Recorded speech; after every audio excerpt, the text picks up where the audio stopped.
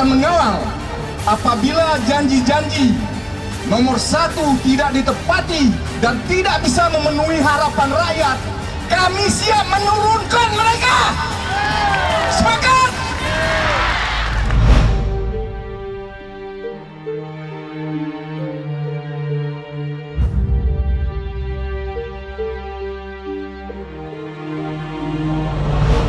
Dari Partai Nasdem menyampaikan, Pak saudara-saudara, kamu mendukung sepenuhnya pemimpin yang berintegritas, pemimpin yang cinta kedua, pemimpin yang sayang kedua, saudara berdua.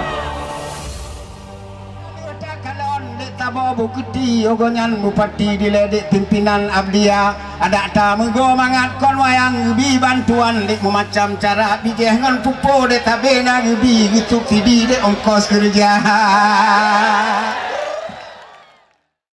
Pilih nomor 1 yang ibu-ibu, pilih yang nomor 1 Pak Rabu tangga di Mongbelah. Wahai ayah nu culok yang muita, kamu dalam kamar nemat angon labang, neto babuti mang balam nu muita.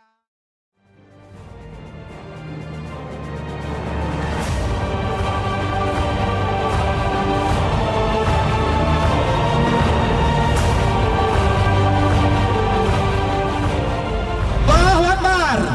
Maka begunda besusah atas segala fitnah yang dilemparkan adik saudara tanya Bapak Akmal itu adalah yang bukan-bukan bahwasannya nyogonya betul-betul didoakan oleh ulama dan didukung oleh ulama. Allahu Akbar. Berdoa kepada Allah semoga harapan rakyat bisa dikembalikan dengan dipilih sama-sama akan Akmal Ibrahim. Kita pajoh bo ubi pada kenyataan daripada tapajo keju tapi lalumpo. Tempajo keju lalumpo. Tempajo keju lalumpo. Pajo ubi di dalam kenyataan. Jangan lupa betul. Bila anak betul janji, maka kamu relawan akan jauh tindakan di dalam tua. Rela darah itu. Sayang dan layak Pak. Sayang dan layak. Ya Allah ya Rahman ya Rahim. Apabila cita-cita dan perjuangan kamonyo na manfaat bagi agama dan bagi seluruh rakyat abia benar ridha ya Allah. Uronyo yang bodoh, yang jak kena nyong baru, orang tani, kon orang hebat, betul? Tak bodoh, tak perjuangkan natib danyo bapak ibu-ibu. Lom taban lagi don. Uronyo abe upati tinggal kaku jauh belang. Kaku jauh lampuh taban lagi don. Hana cerita manyang-manyang tak.